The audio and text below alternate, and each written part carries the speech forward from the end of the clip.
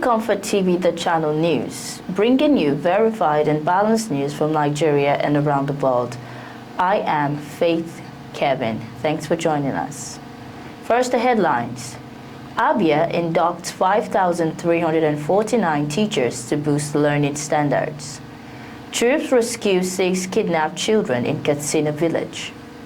Gunmen kill Bauchi herder, abduct 12-year-old brother.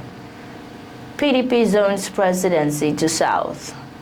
And on business news, Nigeria, Brazil signs 5 MOUs. On the foreign scene, Japan says no plan to create special visas for skilled Nigerians. And on sports, Niger Tornadoes chairman Dada warns players against indiscipline. Now the news. Abia State Governor Dr. Alex Oti has commenced the induction and training of 5,349 newly recruited teachers across early childhood, primary and secondary school levels. The program, which began in Umuahia and Abia, is part of ongoing reforms aimed at positioning the state as a hub of educational excellence. This was disclosed in a statement signed by Special Advisor on Basic and Secondary Education to the Governor, Kenechukwu Nwosu. According to the statement, the training program is being facilitated by the Education Reform Implementation Team with support from lead master trainers previously trained under the Abia FIRS initiative. It read in part that the recruitment and training of the teachers is a direct response to UNESCO's alarming projection that 44 million additional teachers are needed globally by 2030 to achieve Sustainable Development Goal SDG 4 on quality education. Sub-Saharan Africa alone will require about 15 million teachers, highlighting the scale of the crisis. While teacher shortages plague many countries, Abia State is tackling the challenge proactively, employing, training, and retaining qualified teachers. The government noted that over 30,000 applications were received during the recruitment exercise earlier this year, out of which 5,349 teachers were selected strictly on merit, making this the most competitive and transparent hiring process in the state's education history. The presidential candidate of the Labour Party LP in the 2023 election, Mr. Peter Obi, has again bemoaned the senseless killing spree by non-state actors across Nigeria. Quoting figures released by Amnesty International has said over 10,000 lives have been lost to terrorists, bandits and other criminal gangs in just 2 years. In a post on his official X handle, Obi said, "We can't stop bemoaning the unending killing in the country, despite not being at war." He says the killing, abduction, and banditry incidents in the country continue to be daily and increasing at a worrisome rate. He cited the recent attack in Okigwe, Imo State, that claimed the lives of many, with so many others still missing and feared dead, reflecting once again on the alarming insecurity in Nigeria. Over the weekend, the Amnesty International warned that the Nigerian government is emboldening bandits through its stunning failure to protect citizens.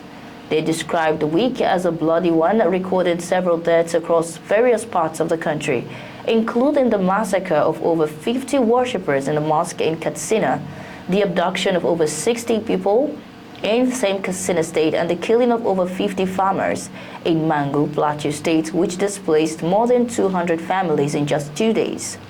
Amnesty International further revealed that in just 2 years of this administration, over 10,000 Nigerians have been killed by armed groups in various states across Nigeria. And instead of improving security, insecurity has worsened under the administration, and in just 2 years, with new armed gangs emerging.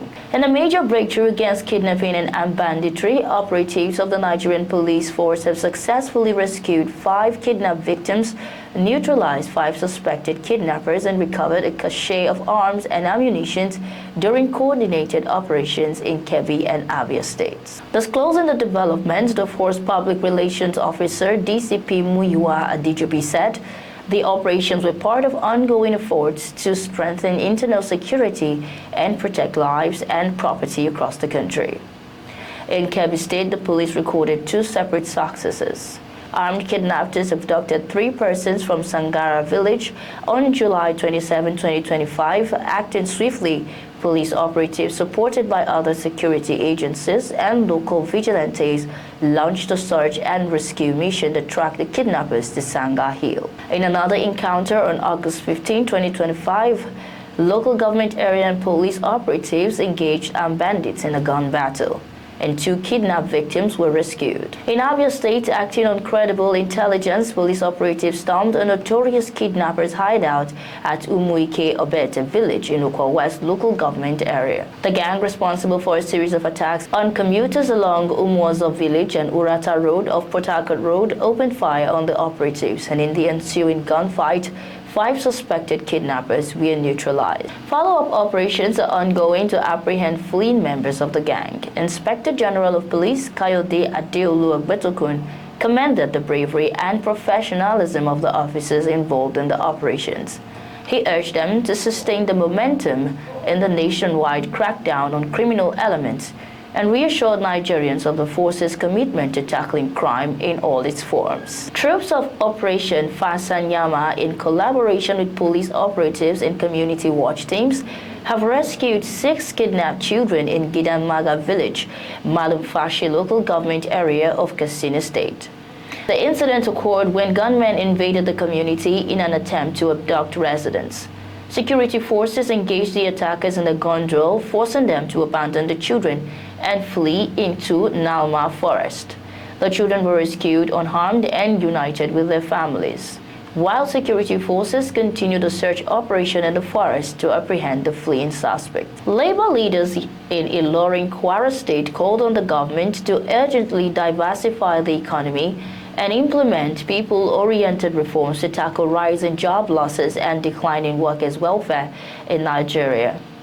They spoke at the National Union of Chemical Footwear, Rubber, Leather and Non-Metallic Products Employees 33rd Annual Industrial Relations Seminar themed Building Human Capacity for Enhancing Productivity and Personal Welfare in the Midst of Economic Hardship. Speaking at the event, the President, Bolarinwa Sunday, warned that improving productivity in the current economic climate was a Herculean task that required deliberate policy intervention. He stressed that sustainable growth and improved welfare could only be achieved through diversification of the economy, investments in social infrastructure, especially power and roads, forex stabilization, labor-inclusive recovery frameworks, and policies that support local production of finished goods. The People's Democratic Party 102nd National Executive Committee meeting resolved to zone its 2027 presidential ticket to the south, paving the way for Oyo State Governor Seyi Makinde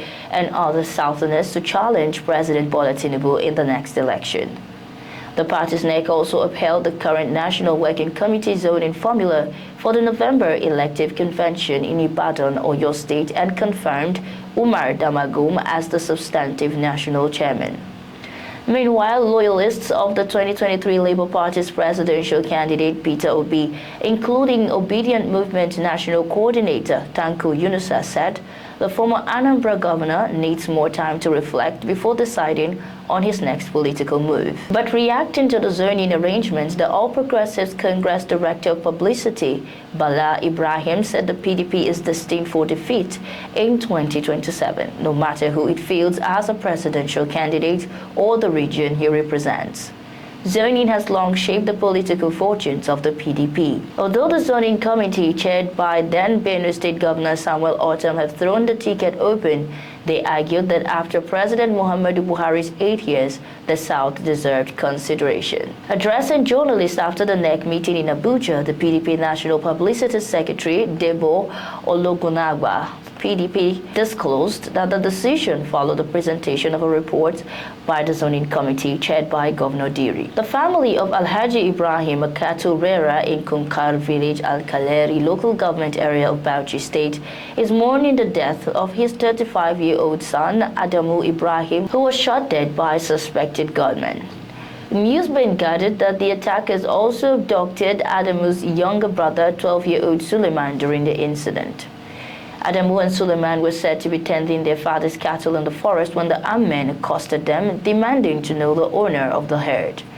Fearing for his life, Adamo reportedly attempted to escape but was shot in the left leg and left to bleed to death, while his younger brother was taken away. Confirming the incident in a telephone interview, the spokesperson for the Bauchi State Police Command, Ahmed Wakil, told correspondents that the matter was reported by the children's father. The Anambra State House of Assembly has suspended the member representing Ayamelum constituency, Bernard Udemezue, for 3 months. Udemezue was suspended over a message and content he shared on social media, which the House described as damaging content. The lawmaker, elected on the platform of the People's Democratic Party, has shared on his social media handles alleging that his constituency, Ayamelum, is marginalized in the area of constituency allowance. But reacting to the post, the House first passed a resolution to summon Udemezue at its plenary last Tuesday, following a matter of urgent public importance moved by the member representing Aguata 2 constituency, Tony Mobike, and seconded by the chief whip and member representing Ihiala 1 constituency, Jude Ngobili. The speaker, Somto Chukwudeze, who presided over the plenary, referred the matter to the House Committees on Rules, Businesses, Ethics, Privileges, and to report back to the House on Tuesday. And at the plenary, the House passed a resolution to suspend the lawmaker for 3 months. A passenger train heading from Abuja to Kaduna derailed on Tuesday morning, causing several coaches to topple and sparking panic among travelers. The mishap happened at Asham shortly after the train left Abuja at 9:45 a.m. Eyewitnesses described scenes of chaos as frightened passengers scrambled to safety amid confusion. The cause of the derailment is not yet known, and authorities have not confirmed whether there were any injuries or fatalities. Military personnel were reportedly deployed to the site to help evacuate the stranded passengers and restore order. As of press time, no official statement had been regarded and restore order. The Academic Staff Union of Universities, ASU, has described the loan proposal for its members by the federal government as a Greek gift, which members are not keen to take.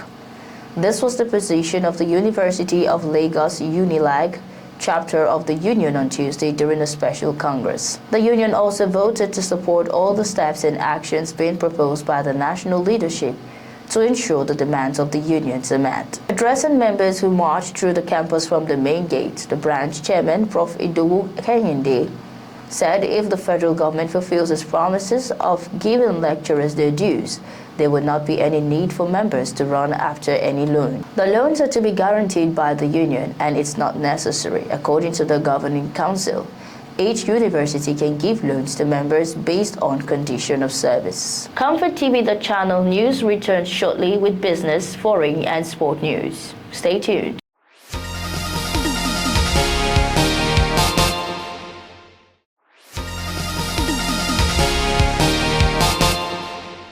Many thanks for staying tuned. Welcome back to ComfortTV.channel news. I am Faith Kevin. On business news, Nigeria and Brazil on Monday signed 5 memoranda of understanding covering trade, diplomacy, science, aviation, and finance, in a move both countries described as a turning point in their long-standing bilateral relations. The agreement witnessed at the Palacio do Planalto in Brasilia were announced at a joint press conference where President Bola Ahmed Tinubu hailed the imminent return of Brazil's state-owned oil giant Petrobras to Nigeria. According to a statement by his special advisor on information and strategy, Bayo Onanuga, President Tinubu said the resumption of Petrobras operations 5 years after it halted joint ventures in Nigeria would reignite economic cooperation in the energy sector. The president praised his Brazilian counterpart Luiz Inácio Lula da Silva for committing to revitalizing the partnership between the two nations. On the foreign scene, Japan has denied reports that it plans to introduce a special visa category for skilled Nigerians seeking to relocate to Kisarazu.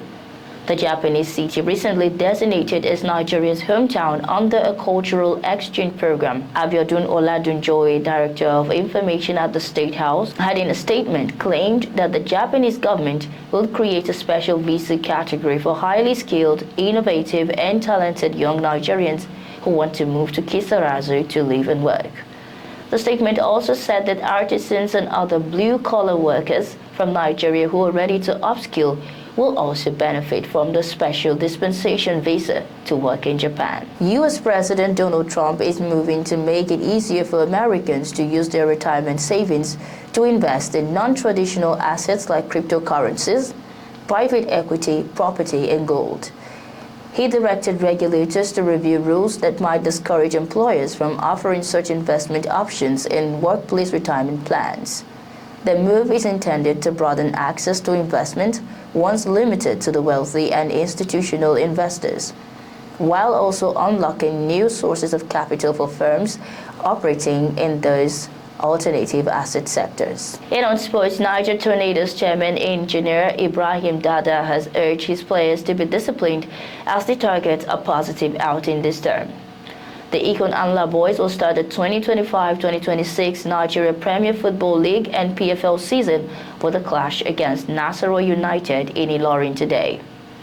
Dada urged the players to start the new season on a positive note. Niger Tornadoes have strengthened the technical department with the appointment of Hamza Abdulaziz Abara. Our correspondent recalls that Niger Tornadoes played a goalless draw against Nasarawa United in the same fixture last season. Bayern Munich have reached an agreement on personal terms with Chelsea striker Nicholas Jackson as they stepped up efforts to reinforce their attack. The Bundesliga champions are targeting a loan move for the Senegalese forward and will now open transfer talks with the Premier League side. Nicholas Jackson's future at Stamford Bridge has come under doubt this summer after he slipped down the pecking order under manager Enzo Maresca. Chelsea have reportedly valued the 23-year-old at €70 million, a price tag that has proved to be a major stumbling block in talks with several European clubs, including Arsenal and Aston Villa. The Blues remain interested in signing Xabi Simons from RB Leipzig this summer.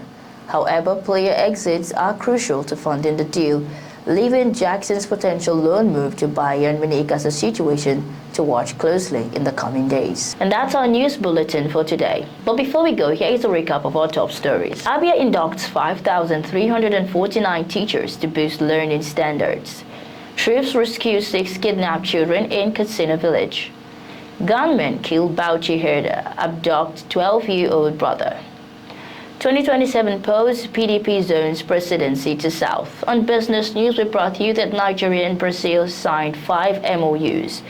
On the foreign scene, Japan says no plan to create special visas for skilled Nigerians. And on sports, Niger Tornadoes chairman Dada warns players against indiscipline. Thanks for watching. For breaking news, exclusive interviews, and more, follow us online at ComfortTV.channel on all platforms. Remember to like and share our videos, subscribe to our channel, and click on the notification bell so you don't miss out on any updates. I am Faith Kevin. Until next time, stay safe, stay informed.